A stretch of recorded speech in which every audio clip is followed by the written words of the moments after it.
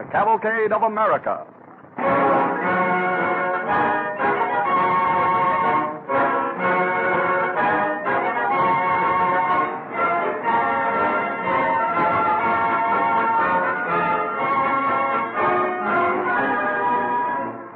The Cavalcade of America, presented by DuPont, tells how our nation has won leadership in many fields. Important among these is chemistry. Chemical research, by developing new uses for the raw materials from American farms and mines and forests, has created a great variety of products that contribute daily to your comfort and convenience. If you're interested in chemistry, you find something of value in a booklet we have just prepared called The Kinship of DuPont Products. With this booklet is included a 13-color chemical chart which illustrates the interesting interrelationship of DuPont products. A copy may be obtained free of charge by writing DuPont, Wilmington, Delaware. We shall have more to tell you about this booklet and chart at the close of the program.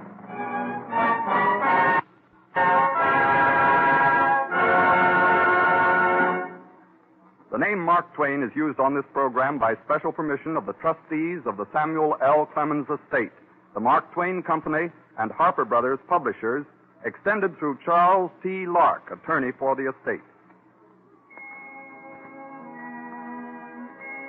Our DuPont Cavalcade Orchestra sets our scene with two movements from Ferdy Groffe's Mississippi Suite, Father of Waters and Huckleberry Finn.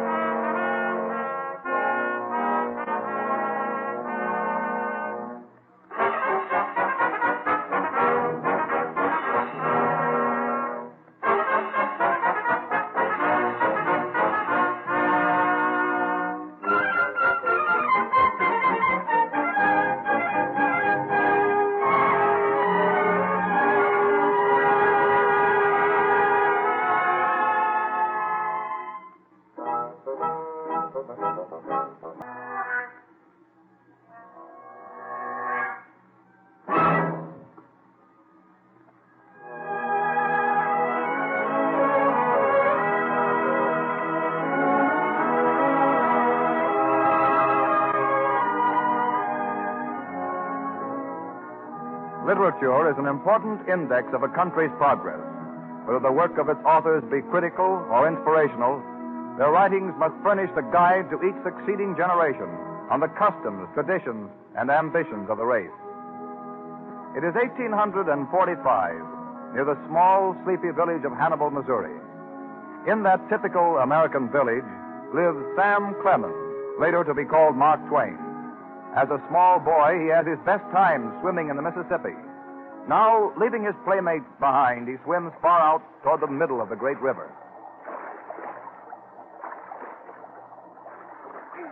Good old Mississippi. Hey, Johnny! Johnny, swim out here! Sam! You come on back closer to shore! Suppose you got a cramp! Oh, I'm all right. Look at those lumber barges coming. And I can swim up to one. You be careful, Sam Clemens! Ship ahoy! Ship ahoy there! Who's that ship ahoying me? Hey, Mr. Lumberman. I'm getting tired. Grab a hold of the barge as I come by. That's right. Say, you're a scrap to be swimming out in the middle of the Mississippi. I'm not so little. Here, grab my hand and I'll hoist you aboard. I got it. Up the daisy.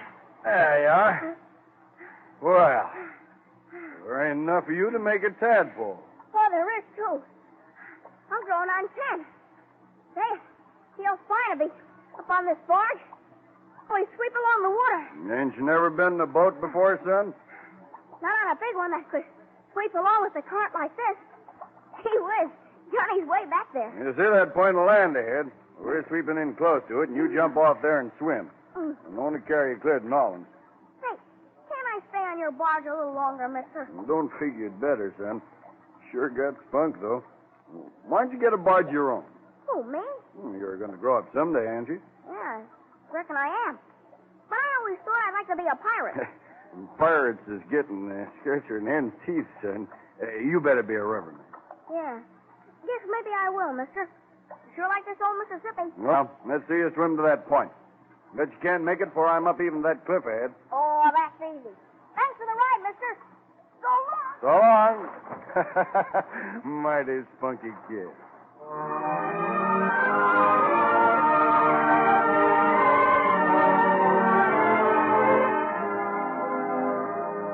Small Sam Clemens lived a typical American boy's life in a typical American small town. He wrote Tom Sawyer and Huckleberry Finn, which came to represent for millions of his countrymen their own memories of youth. He was in his middle 20s when he began fulfilling childhood ambitions. In 1856, in the pilot house of a Mississippi River steamboat. Sam, you've been a good apprentice pilot now for 2 years. Are you certain you know this part of the river? Captain Bixby, I know it like the back of my hand. Oh, and then I'm going to let you take the ship across alone from this shore to the other one. Will you recommend me for my pilot's license afterwards? Well, we'll see. Aces, Yes, sir, Captain. Yes, sir, Captain. you stay here in the pilot house with Mr. Clemens in case he wants to send me any messages on the trip. Yes, sir, Captain. Afraid you don't trust me, Captain. Well, we'll see. I'll be on the lower deck aft with the... Aces, do you think I'll look fine in the pilot's cap? You gonna be a real for sure pilot, Mr. Clemens? Just as soon as it takes me to get from here to that other bank. And now stand back, Aces. Yeah. I got to give the sailing signal.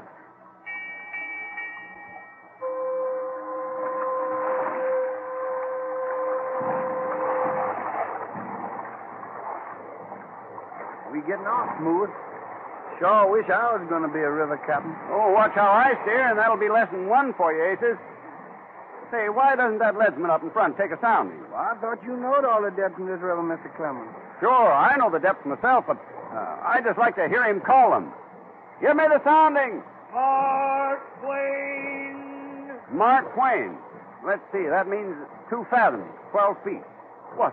Why, it ought to be 40 feet right here. Don't get excited, Mr. Clemens. Yes, but what's the matter? Has the bottom shifted? It couldn't have since I was over it last. Your leadsman on the port side now going to give a sound, and maybe that'll be better. 4 feet? Oh, my heavens, we'll be aground. Back the ship. Oh, it's too late. Run for Captain Bixby. what's the matter, Sam? Little trouble here? Oh, we were heading for a bank, Captain, but now we're sailing right on. Well, how deep ought it to be right here? 80 feet. But the leadman said 4 feet. Well, I told the leadman to call the wrong depth. You see, Sam, you lose your head. Till you learn how to keep it, you can't be a river pilot. Oh, I feel mighty silly. You ought to. Well, anyway, I'm not discouraged, Captain. I know every inch of this river. All I got to do now is know my own mind.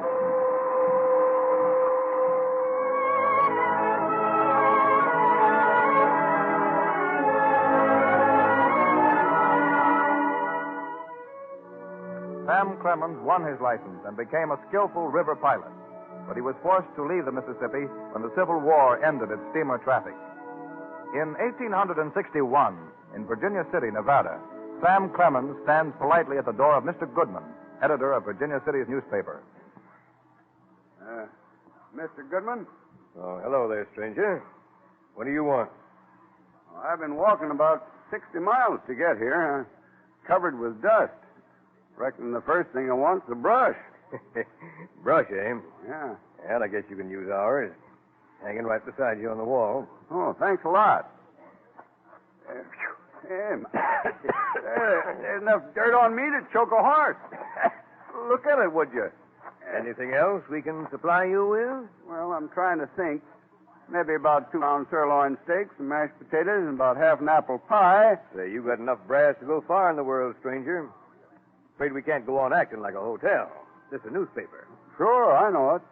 I'm sure I'm going to like working for it. Working for it? What makes you think you're going to work here? Why, you want a columnist, don't you? And a good reporter. I especially want to write stuff that can give people a good laugh. Most of them need one. You don't say. I've even picked out my name. Mark Twain. That's river language. It's what the leadsman calls out for a 2-fathom sounding. I had an experience as a river pilot once. It certainly impressed the term Mark Twain on my memory. Well, I'd like to hear more about your career, Mr. Twain, but the truth is I've got a newspaper to put out. And the lily-livered coyote who was supposed to show up here hasn't come. Well, aren't you going to hire me? Why in the name of Pete should I? But you wrote me a letter asking me to come here. I had to walk all the way. I'm done in. You wrote me... Say, what's your real name? Sam Clemens. Well, that's different, Mr. Clemens. Shake hands. Oh, say, you gave me a scare. I reckon I forgot to tell you my real name when I came in. I'm sort of absent-minded. Why, everybody in Virginia City is splitting their sides laughing over the stories you sent in. Wait till I get some sharp pencils for you. Now, what do you like to write on best? A sirloin steak. That copy boy! Go over at the two-star hash house, get a steak the size of a steer.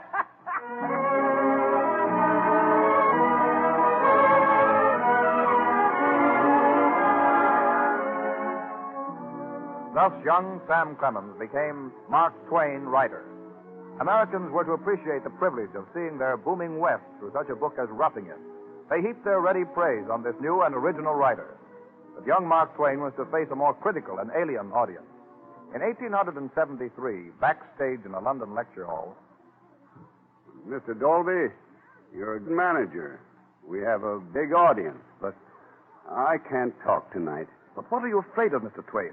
You've given hundreds of talks in the United States. I've seen your press notices. Well, I was talking to a lot of roughnecks like myself who knew my language. But picture the impudence of trying to make an English audience understand an American joke. Mr. Twain, you can't disappoint this audience. They've all come to hear more jokes, like the one about Cotton Umbrella. The what? Well, don't you remember what you said a fortnight ago to an Englishman who laughed at your American habit of carrying a cotton umbrella? Well, what did I say? Well, you said Americans carried cotton umbrellas because they were the only kind an Englishman wouldn't steal. Good heavens.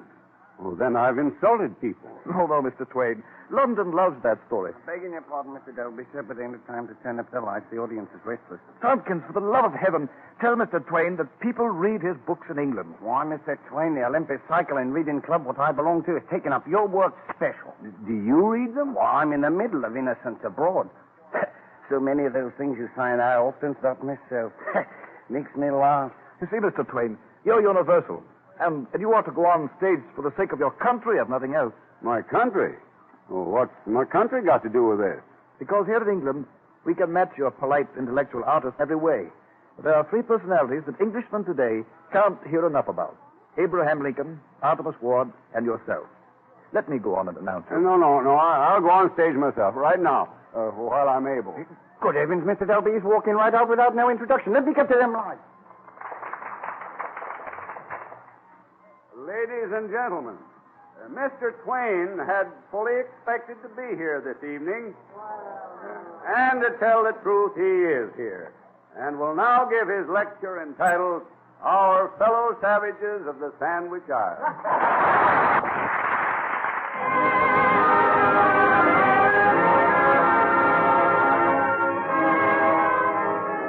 Mark Twain brought to Americans a better knowledge of their country.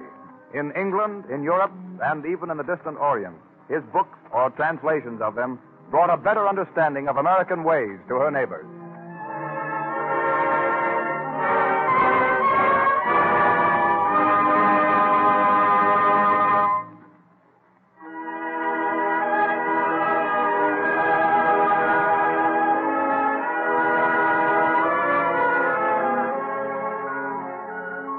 The Cavalcade of America, presented by DuPont, moves on.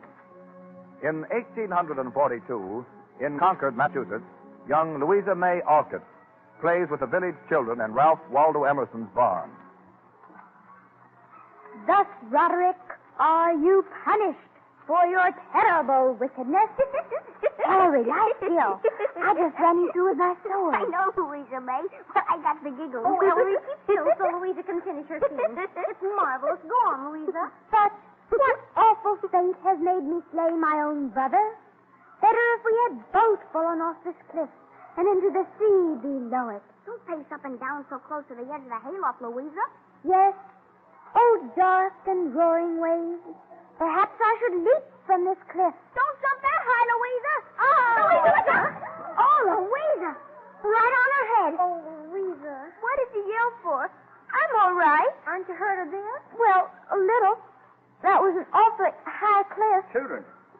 Children, did I hear a scream out here? Well, Mr. Emerson, Louisa was acting one of her plays and she fell on her head. Oh, Ellery, you and Margaret should be running home. I heard your mother calling you for supper. I'll take care of Louisa. Thanks, Uncle Ralph. Bye, Louisa. Hope you feel better. Oh, poor child.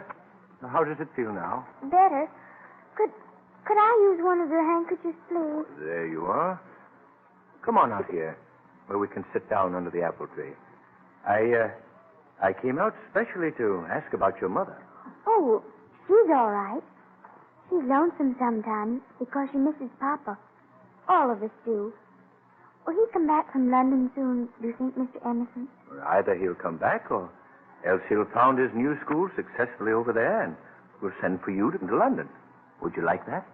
Oh, I'd love to see other countries. But I don't think I ever will. We're too poor. Don't feel that, child. Yes, but we are, though. I heard two ladies talking after church one day. And one said, Bronson Alcott's just a dreamer. Can't even take care of his wife. And those 4 little girls. Concord is a very gossipy town, Louisa. Most towns are. But it might be true. Maybe that's why Mommy works so terribly hard and still. Sometimes we don't have enough to eat. That's what I wanted to know. Let me know when that happens, will you, Louisa? Will you promise? Yes, sir. I worry about my Mommy. I know she works till it isn't good for her. Help her all you can, Louisa. I mean to. Now, how was your bump, child? Why, it's all gone. At least I've forgotten it. You're learning to be brave, Louisa. Always forget your own hurts in the ills of others. Well, I must go in, child, because Mrs. Emerson has supper ready. But please take your mother this book to read. Oh, thank you, sir. Has it pictures? I think so. Good night, Louisa. And don't forget to run home before dark. I won't. Louisa! There's your sister Anna calling. Good night, Louisa. Louisa! Good night. Louisa! Oh, here you are. Mommy's at supper time. What are you staring at? Mr. Emerson put a $10 note for us in this book. Oh, Anna, isn't he a good man?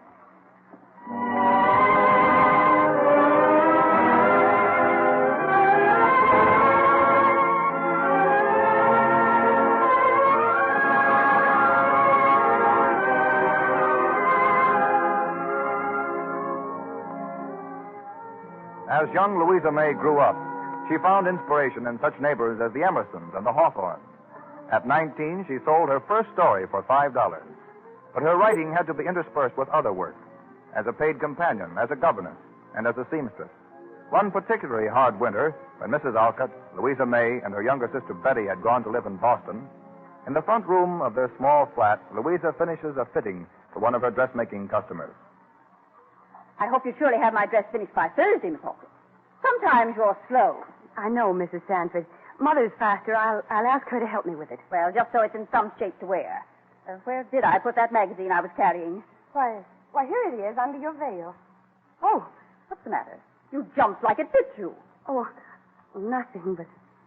Well, I have a story in this magazine. A story? You? Yes, I sometimes write silly little things. But this is a continued story. See? Here it is. Why, I don't believe it. Well, I didn't mean to talk about it. I'm not proud of it, goodness knows. But here's the next chapter I'm just writing. Let me see. Why, Miss Alcott, I never dreamed. Oh, I adore this story. If this is really the next chapter, could I take it home? Oh, I'm afraid not, Mrs. Sanford. I have to send it in tomorrow. Why, too amazing. My own dressmaker. Well, I don't see how you get under it. Well, I think up the plots while I'm sewing, and then I write on Saturdays and Sundays. You want to give all your time to writing. Sometime when I have money enough, I will. Oh, you want the dress by Thursday. I'll remember. Oh, not if it puts you out too much. I mean, I am more anxious to find out what happens to your splendid hero. He's too divine. Good day, Miss Austin. Don't work too hard. Good day, Mrs. Sanford. Louisa. Oh. Louisa. Wait a minute, Betty. I'll be right in, dear. Betty, what do you think? I've met my public at last. It's that big fat Mrs. Sanford. She thinks my trash is too divine. Betty, what's the matter? Oh, I got into bed because I felt weak again. Oh, Don't look so scared, dearest. But you've been crying. Why, Betty? Because I couldn't fix supper for you and Mommy. Oh, Betty, why, Mother and I are both as strong as horses. We can fix our own meals. It's wicked for you to cry about such nonsense. It's only lately I've grieved that I couldn't have done more to help. When I'm gone... Gone? Oh, I didn't mean to say that. But you know how you were always lining us up and making us promise to look after Mommy. Louisa, I'm putting my share of that promise back to you. I'll keep it, dear. Whatever happens, you're not to worry.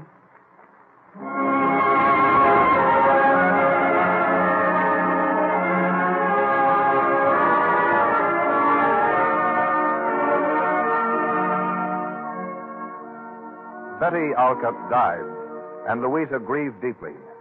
But personal sorrow, poverty, and unceasing hard work never dimmed for Louisa Alcott the goal she had set herself to attain.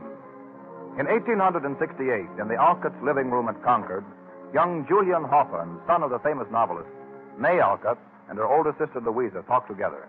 May is speaking. Oh, Louisa's turned intellectual. All she does is scribble, scribble, scribble. Is this the manuscript? Let me see it. Oh, now, put that down, Julian let me Hawthorne. look at Now, it. Do you nose around your father's manuscripts and read what he's written? Say, you're developing a temper. Oh. Isn't she pretty when she blushes? Please, Julian. If you'll put that manuscript down, I'll tell you why I'm so concerned about it. I'm waiting for a letter from the publisher I've sent it to. You've sent it already? And you never told us. Oh, Mommy. Oh, Mommy knows it. She's the only one I have told. Oh, Louisa, you'll be famous someday, I'm sure. Look here, here's a good scene about a picnic. It sounds just like the picnics we've had in Concord. What are you going to call it, Louisa? Little Women. Little Women? Louisa? Louisa. Yes, Mother? A letter for you from Boston, dear. Is it the letter?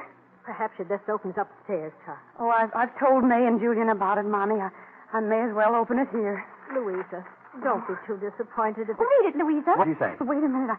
He thinks the opening chapters are dull. Well, so do I.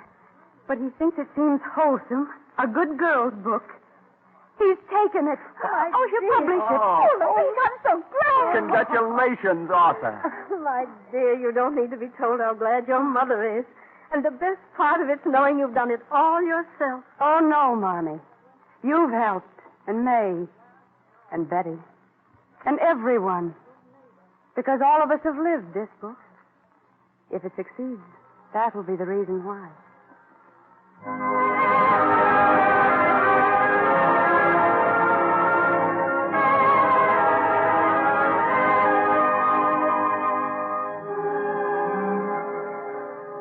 Louisa Alcott was a valiant spirit who endured until she had won her goal. The success of Little Women gave to her family the comfort she had long desired for them. But to other Americans, it gave much more. The same sense of remembered experience they had found in Mark Twain. The lasting fame of our popular authors testifies to the honored place of literature in the Cavalcade of America.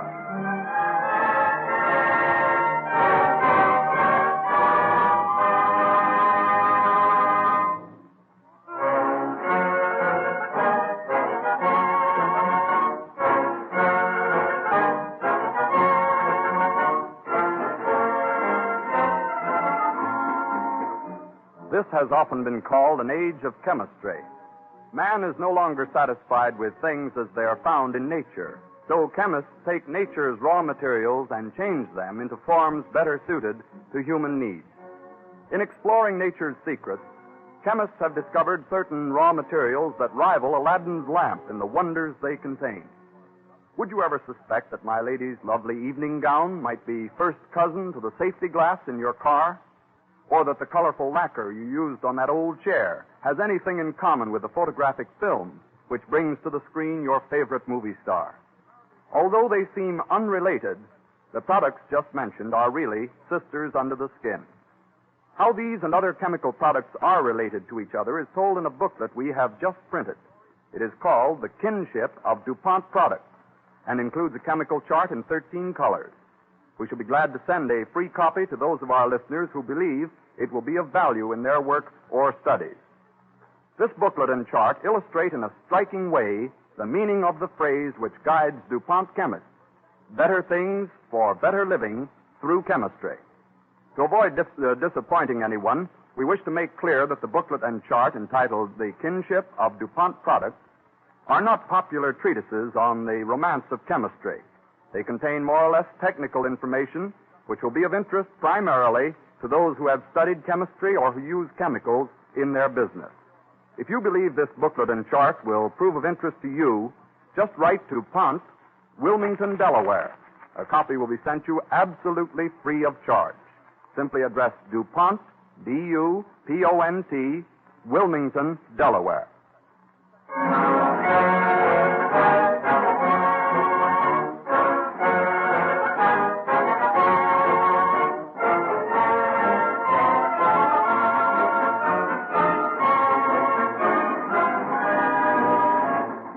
Opportunity, a subject which includes some interesting stories of Benjamin Franklin, will be the title of the broadcast next week at this same time, when DuPont again presents the Cavalcade of America.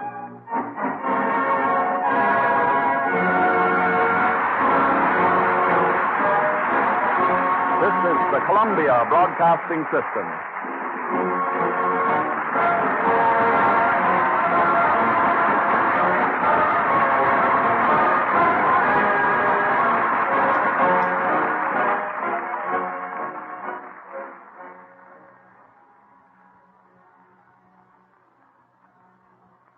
WADC, New York.